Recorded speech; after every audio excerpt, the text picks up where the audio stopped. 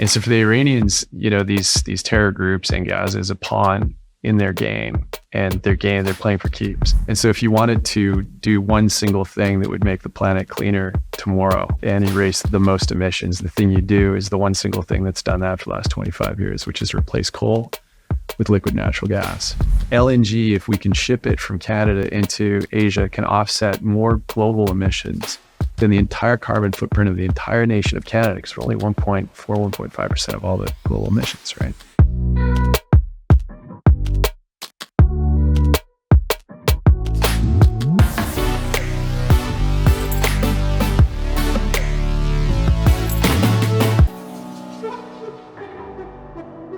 My guest today is a man who has made it his focus to challenge the status quo.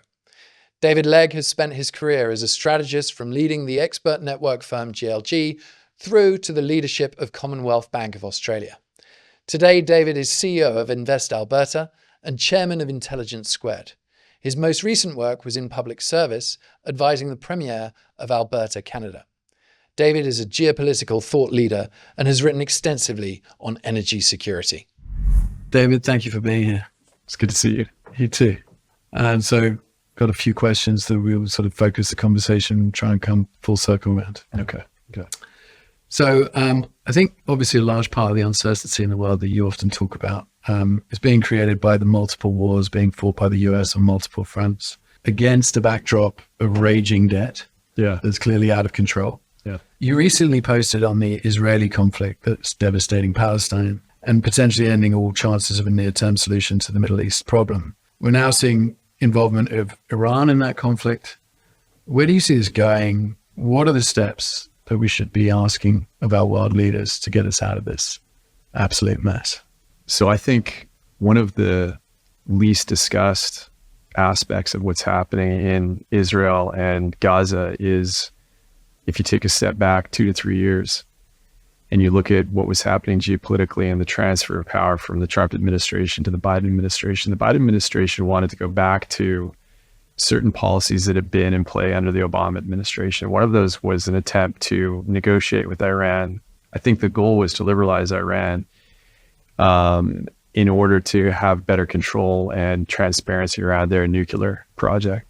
And unfortunately, I think, it's obviously an editorial call, the Biden administration came in and was so set on reversing a lot of Trump policies that I think they made some serious mistakes. And one of the blind spots of that administration was the fact that because they had such a strong climate, environmentally focused base, they saw an opportunity to restrict energy production in the United States for domestic political reasons, but knew that doing that would have potential economic impacts. And so they wanted to allow for broader oil and gas production globally, while they were capable of threading the needle by restricting it domestically for political reasons. And if you look at what happened after the administration, one of the first moves the administration made, and this was stunning for me, and obviously I'm coming at it from having served in the government of Alberta, where you've got more oil than Russia, China, and the United States combined in one little democracy. It's also the 4th largest gas producer in the world. And when I was involved with politics, one of the things that we wanted to do was talk about energy security, particularly with the United States, and particularly through the United States, which is where Canada puts most of its energy resources to then be distributed to the rest of the world, out to NATO countries. And so I became kind of aware of the connection between energy and energy as a strategic asset that had implications for global energy security. And most pronounced, of course, was the dependency that Germany had formed with Russia for its natural gas, which basically gave a despotic state, the Russians, the ability to pull the plug on the German economy anytime they felt like it. And when we had these discussions, we're often sort of treated as oil and gas Vikings, that we're just trying to find some reason to, ship more of these hydrocarbons, fossil fuels that were bad. But what you saw happen after Biden administration won was first thing they did was they canceled the KXL pipeline connecting Canada to the United States, which would have put over 300 million barrels a day into the U.S. supply. And that represents about half the strategic petroleum reserve. It's an extraordinary single pipeline. The second thing they did, literally a week later, was they lifted sanctions on the Russian pipeline into Germany, right?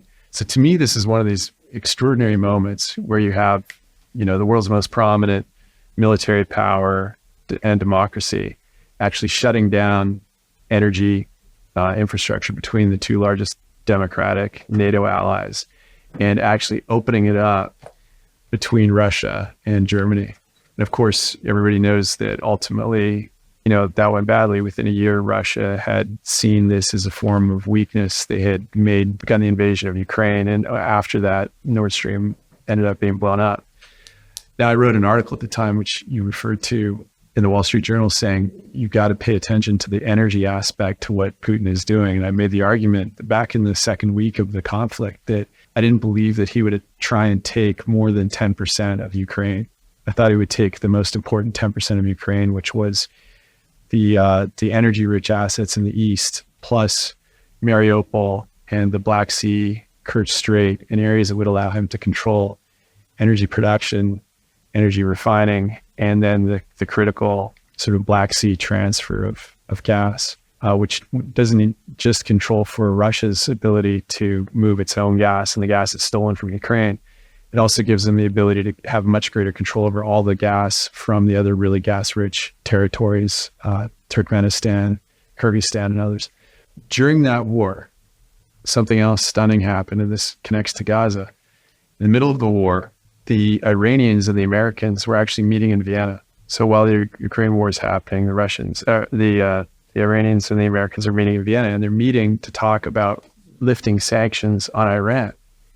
You still have this desire in the Biden administration to ensure that you've got enough energy flowing in the open markets to keep overall energy prices down while not unlocking the domestic problem of their base being against energy production in the West. And so the deep irony of the moment is Iran made it clear that the negotiation would occur with one broker, and that was the Russian ambassador. So the Americans funding a proxy war against Russia in Ukraine at the same time that they're attending an attempt to negotiate these lifting the sanctions on the Iranians, with Russia calling the shots. And America was feeling positive about those negotiations. So was Europe, and the Russian ambassador came and sort of rained on everybody's parade and said it wasn't going to happen unless the Russians felt like it should, right? So you've got this extraordinary moment playing out, and a couple of things that made it extraordinary. One was at the end of the day, the Americans ended up releasing $6 billion back to the Iranians from an account that was frozen in Asia in exchange for 6 American prisoners. And they immediately lifted, on the demand of the Iranians, the sanctions against Iranian energy production. So now Iran ends up with a windfall. They end up with a symbolic windfall where they get a bunch of prisoners and several $1 billion of frozen assets released, but they also end up with this massive $120 billion windfall from having their energy reserves suddenly able to trade on open markets. And instantly you see them fund Hamas, Hezbollah, and the Houthis. Because Iran's goal, and they see energy as an extension of an overall national objective, right? Energy for them isn't simply an economic. In the West, we often have this confusion because for us, energy is run by free market companies. But in despotic states, energy is the most powerful asset those countries have. So Iran's most powerful asset is its ability to fund itself. And it was on its knees before this negotiation in Vienna took place. And when it got off of its knees with this additional capital and the infusion that came from being able to put their energy on the open markets, they immediately began exercising their hegemonic goals in the region. And Iran is very careful never to want to fight directly against Saudi Arabia, which is their, closest nemesis, and against Israel. And so the Iranian Revolutionary Guard Corps, which is their sort of terrorist funding operation, as well as their elite special operations. It's a blend of different things that runs their military offensives, works through these proxies, and these proxies are the world's worst terror organizations, right? So you've got this extraordinary moment where the Americans have unlocked oil sanctions into Russia, and a year later they're dealing with the Ukraine invasion. In that year, they unlock oil sanctions against Iran, and a year later you have the Iranians sponsoring the October 7th atrocities in order to derail the peace deal between the Saudis and the Israelis, which is the biggest threat to Iranian hegemonic power in the region. And so for the Iranians, these terror groups and Gaza is a pawn in their game, and their game, they're playing for keeps. There's unfortunately another domino to fall, which is just this last November, the Americans, again, out of concern that they see a problem with the global demand for energy, conventional energy rising. They don't want to unlock the production at home or in Canada. They've gone cap in hand to Venezuela now. Said, Venezuela, we're going to unlock sanctions against Venezuelan oil in exchange for you promising us that you will provide a democratic basis for the next election, which Maduro agreed to, and then promptly announced that he was going to invade Guyana. And, you can't make it some comedy sketch. Within 2 weeks, launched a plebiscite that was clearly corrupt to secure popular support for invading Guyana and seizing all their energy assets. So I think that there's a very close tie, and I think the data and when you look at what's happened in the last 4 years, is an extremely close tie between what's happening in energy, and the reason that it's happening is related to the economy. And there's a lot of confusion around that because the political support in the West, in Western Europe, in Canada, and the United States, takes place with the backdrop of this notional sense of wanting to do the right thing for the climate, for the environment. So that was the logical step for cutting off the pipeline with Canada, was this climate-friendly approach. I think that, a lot of environmental concern is actually symbolic. That's not to take away the desire people have to leave the planet better for their kids. Mm-hmm. But, the most obvious evidence of that that I've looked at is when you take a step back. You and I both spent a lot of time in Asia. And in the last 25 years, the most extraordinary trend in human history has been the emergence of 800 to 900 million people out of grinding poverty into a sustainable middle class across Asia. And when all is said and done, that is the most extraordinary wave of human accomplishment, prosperity. We're going to look back at this time and just be stunned that this is what took place. And in the middle of that happening, you've had this extraordinary spike in the demand for all forms of energy. And some forms of energy are very carbon intensive. The worst is wood and biomass, which still 2 billion people depend on around the world, sadly. The next worst is sort of, thermal coal, and you've got a stair step of cleaner forms of energy. What's really interesting about that stair step is the energy sort of follows this pattern where, when you replace biomass with coal, you get the same amount of energy at a much lower carbon emissions rate. When you replace coal with natural gas, you get the same amount of energy at half the emissions of natural gas. When you replace that with, I'm a big believer in nuclear, you get other emissions. But all along the stair step, including renewables, you've got the benefits and the costs of each one of those types of assets. And so one of the things that I found was interesting was the impression people have of renewables is very positive. But renewables have limitations. One of the most profound limitations is that they're tied assets. You can ship liquid natural gas to Bangladesh and support the electric grid in Bangladesh. You can't ship wind or solar molecules to Bangladesh, right? Yeah. You have to build those assets next to the things that they're meant to support. And not every country or geography can support solar and wind easily. And so if you wanted to do one single thing that would make the planet cleaner tomorrow, and erase the most emissions, the thing you do is the one single thing that's done that for the last 25 years, which is replace coal with liquid natural gas as the electrical grid continues to grow and the demand on every form of energy to support that continues to grow. And while you're replacing coal with liquid natural gas, particularly in the Asian grid, you will be investing heavily in carbon capture, storage, and utilization, and also in some of the next generation technologies, particularly nuclear.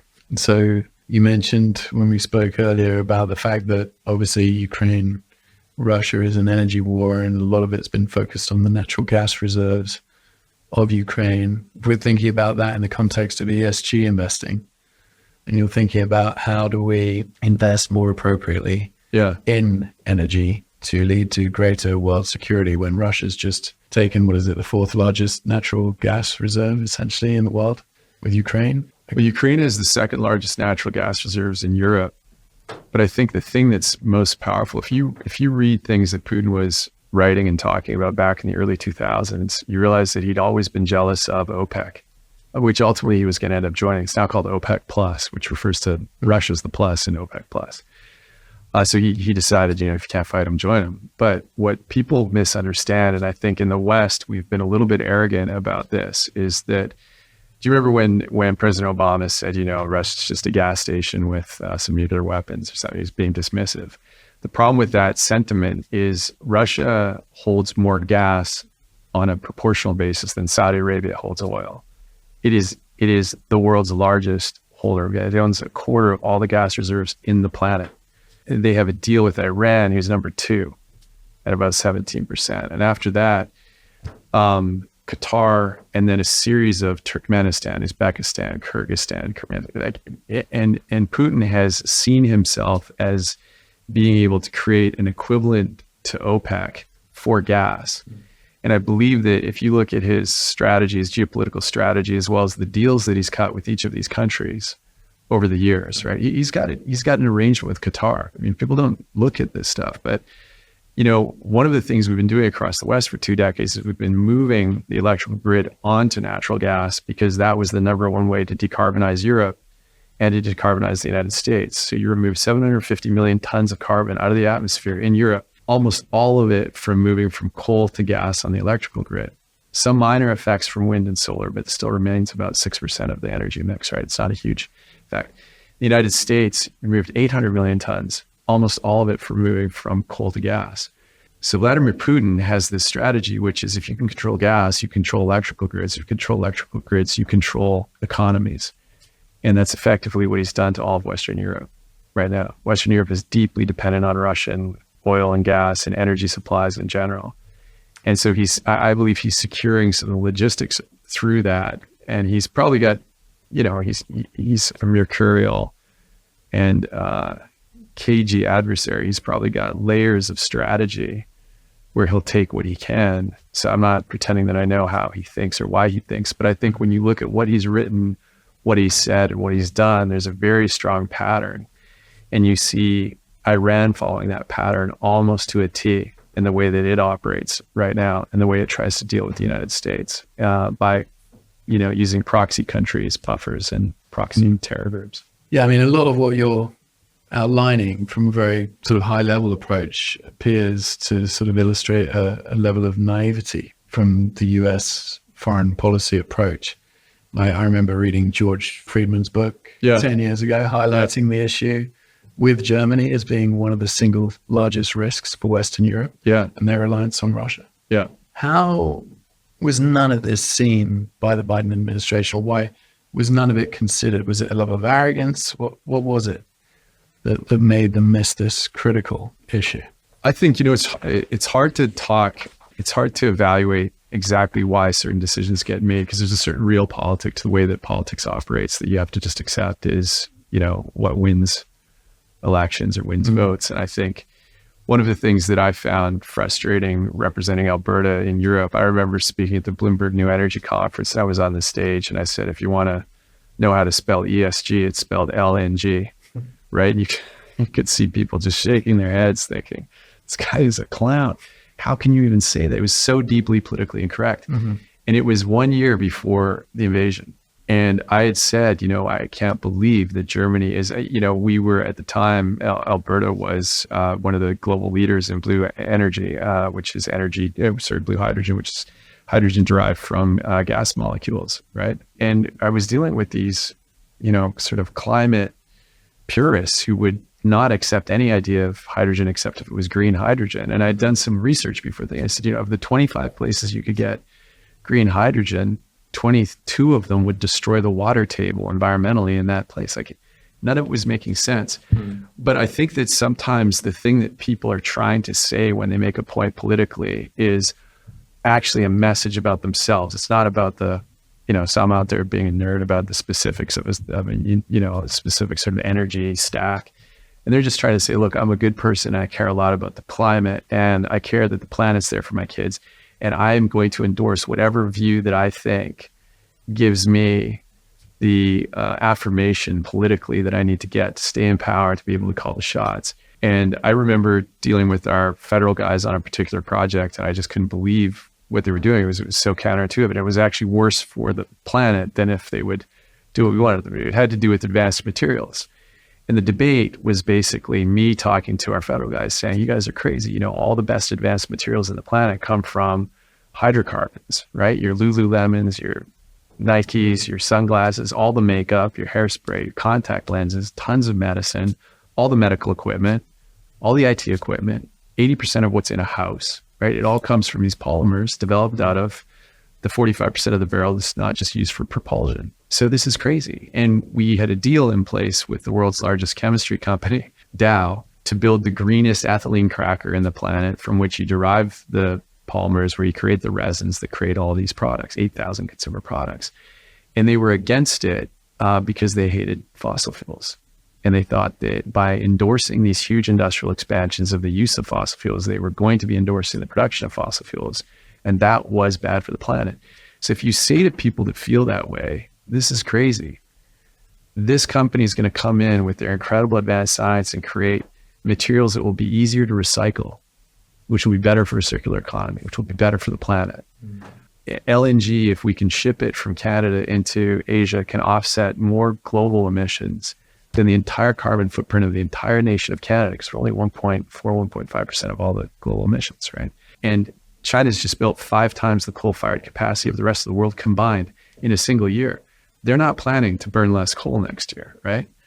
And so we have relentless demand for this gas. We have the highest quality, lowest cost landed production capacity to provide to Asia. And by providing it, we would remove more global emissions than all of the emissions for producing it and all of the other emissions for Canada to function as a country, because it's only got 40 million people.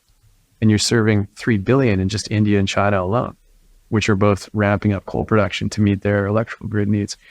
So, you know, if you have these arguments and you're dealing with somebody on the other side politically, whether it's the Liberal Party in Canada under Justin Trudeau or it's the Democrats in the States under Biden, you start to realize that actually a lot of politics is symbolic, and it has to do with how you maintain voter support, what the voter perceptions of these things are. And you can walk around being, you know, correct on the facts, but one of the things that I think that guys like me and, you know, conservatives that are more market oriented need to do a lot better is figure out how to talk about these issues in a way that's more winsome and compelling, and makes it clear that the costs of doing things like the Biden administration has done with Russia and Iran and Venezuela are far higher than they need to be. And they're far higher than allowing for much broader, more liberalized production in NATO countries.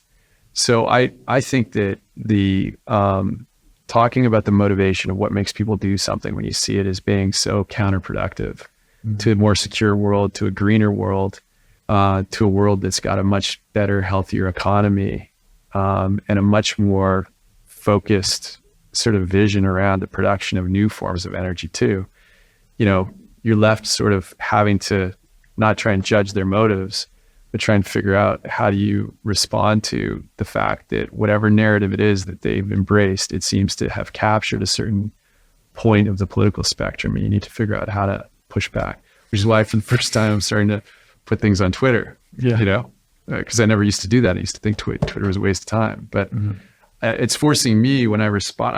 I'm one of these guys that actually responds to some of the comments too, you know, because it's teaching me to be accountable for what I think, but also to put it out there. And so that people can read it and say, well, you know, maybe in a year I'll find out I was wrong in something. And then I hope I'm the kind of person that will say, I think I got this piece right, but I got this piece wrong. I think you're right. I mean, so much of what we see today is about very divided opinions, very fixated opinions. If Donald Trump said it, everyone hates it. Right. If Biden says it, it's absolutely fine and we love it. So, you know, you kind of end up with this world of that's very confusing for a lot of people. It doesn't make a lot of sense. Like you say, it's not framed in logic. Yeah. And one of the things that I'm always sort of trying to get that message out there, much in the same way as you are with LNG versus obviously other forms of fossil fuels, is the fact that it all relates to energy as well. As Bitcoin mining can be extremely carbon negative in terms of the way that it, you know, takes the consumption of energy to the source of the energy. So thinking about things like solar, as you say, and wind farms and the rest of it, but also methane reduction in the environment as well. Yeah. So you're thinking about landfills and the amount of methane that these things are kicking off. If you can burn off that methane in the place and actually use the energy, then you can reduce the amount of methane emission by 99%. Completely. But obviously, Jamie Dimon's out there talking about how Bitcoin's for drug traffickers and money launderers and the rest of it. Yeah, unlike cash. So it's just like, constantly battling with this sort of narrative framework that is set in people's minds. Well, actually, I'll tell you why I'm an optimist. I thought that the energy demand of Bitcoin mining was going to become a real public policy problem for Bitcoin a year ago. I thought that. And now I don't think that anymore. And the reason I don't think it is because AI will make Bitcoin look like a walk in the park in terms of energy demand. And there is no politician that's going to come out and say, I'm really down on the energy demands of AI, right? I mean, AI, and I think also quantum computing is coming up, but there's the funny thing about, politics running into physics is physics wins, right? And so in a funny way, it's maybe an odd way to look at it, but Bitcoin has created a more contentious version of serious demand side on the entire spectrum of energy, right? Yeah. And if it was alone doing that, then you would have people saying, I don't like the cost of the production of Bitcoin because the cost is so energy intensive. But because AI is now coming on so strongly, and AI is completely changing the game in terms of the requirements of the chipsets and the stacks and the energy supply that's needed to support it. And I think quantum will obviously doing the same thing. You have things that, even though some people are still confused about, I see a lot of utility in Bitcoin, but I don't want to sort of presume that everybody can see that, especially when smarter guys than me, like Jamie Dimon, thinks that it's, or Warren Buffett. I think they're speaking more generationally than they are scientifically in that case. But, those are super smart guys. I have enormous respect for both of them, but neither of them are going to make the same call against AI or quantum computing, right? And you've got these three big, huge demand side equations. And I think this year, my big pivot is, if you were to say to me, Sam Altman, Peter Thiel, Elon Musk, those guys are going for lunch tomorrow. Who do they most want to go for lunch with? An energy CEO. And if you had said that 2 years ago, you would have fallen out of their chairs and be like, no way, they want nothing to do with those guys, right? And now they want to know, what does it take? How do you produce it? Where does it come from? How does it work? Right. And this is one of the reasons I'm so bullish long-term on the emergence of small modular reactor technology, because I think that nuclear has had a bit of a bad rap for reasons that aren't entirely justified. And nuclear also has shown that it can miniaturize. If you look at, the technology we've relied on for years in submarines and elsewhere. And that's not saying that would always be the most cost-effective way to provide, a tied source of power, but it's 100% carbon zero, and it will run for 40 years. And the new technology, not just the miniaturization, but also the security around it, mean that you've taken the risk to almost virtually zero. And so I am super optimistic about the fact that, look at the trajectory of Bitcoin. Actually, like every 4 years, there's some like Bitcoin ending crisis that kicks in, right? And every time that happens, I've noticed two things. One, it gets solved for with science, innovation, and really smart people putting their brains against solving whatever that problem happened to be, right? But the other thing that happens is the understanding of what it is to us changes and evolves. So that initially it was going to be a payment solution. Now I think it's much more a store of value. If I talk to my friends at Bitcoin, they're not looking at how to spend it somewhere more effectively than using a credit card. They're seeing it as a way to secure themselves against the insanity of outrageous money printing and debt by federal governments around the world. So I am actually weirdly super bullish on the energy demand side of the equation, being a kind of a force majeure against innovation on energy requirements that are so steep and so intensive that you're going to see fast tracking of things like small modular nuclear. And you're also going to see, I think, just a better narrative in general as people see something that requires a ton of energy they place a huge amount of value in. I think there's going to be a lot less of this idea that, people don't want their AI to go down. You can't deal with intermittent wind or solar, right? There's going to be a real thoughtfulness around why you need certain things to work the way they do. Let's just dig into that a little bit with the nuclear side of things, obviously Germany famously shut down all their nuclear power plants before, essentially exposing them to the risk that they have today with Russia. Not only that, they're burning more coal. Yeah. Their coal use is up, I believe, 40%. No, but talk to me a little bit about the evolution of nuclear and how we can get past this whole narrative issue that nuclear has with the Green Party in Germany and the like, right? Like, how do we get past that? Because I see it as a solution as well. Yeah, I think these disenchanted hippies in the Green Party need to take a step back and start, the science just doesn't support this perspective at all, right? At all. And, I was really intrigued that, again, I'm just sort of amazed at how things change. The biggest critique of wokeness in Canada recently was Bill Maher, who I used to consider to be sort of a left of center commentator, and he's tough on, stuff that I thought was wrong with Canada. He says it better than I ever could. And now you've got Oliver Stone coming out with a film endorsing nuclear power and talking about how important it is for the future. If you'd asked me to guess which filmmaker would be saying we need more nuclear power, it would not have been Oliver Stone. You know what I mean? Yeah. And kudos to people that are that open-minded and thoughtful and willing to be moved by what they see to be the truth and say it at the time, and it's, I've been so there's two people I've sort of instinctively kind of disagreed with their frame of reference on a bunch of stuff. And I find myself in violent agreement with them on things right now. And I think it says a lot about their capacity to, I'm not saying that they're thinking like me now, good for them. What I'm saying is, they show an agility intellectually to embrace what they think makes sense. And I think, unfortunately, what happens in politics, you probably see this in Germany, you certainly see it in Canada, is when people lock in on a certain set of ideas, those ideas and those traditional ways of thinking can outlast the culture in which they initially made sense in, right? And as that culture has been more fluid and dynamic and had to accommodate new realities, the policy mindset and the dogma around that hasn't shifted. And I think it will. I mean, I think it's shifting with crypto. In general around the world. I think it's, and is starting to in policy settings as well. I think it's shifting with energy, and I think it will shift more as you have these very valuable things that are going to demand more of the entire energy stack. You're going to see countries faced with being left behind. I'll say one more thing about AI, actually. I think that AI is one of the most important single strategic military security advantages the West has and stands to lose.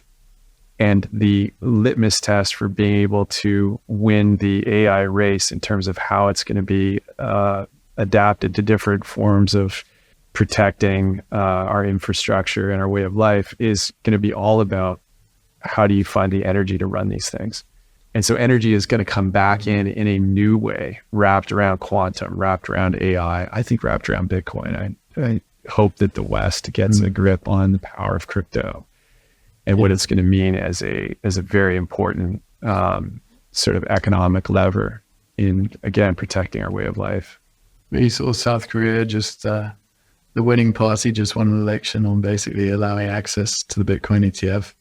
Trump over the weekend said that he wanted to be a pro. Yeah, I saw that young guy in sunglasses. Yeah, exactly. Ask him, was that a friend of yours you planted, Richard? No. Not my doing. I won't take credit. No one sees capital is willing to own up to.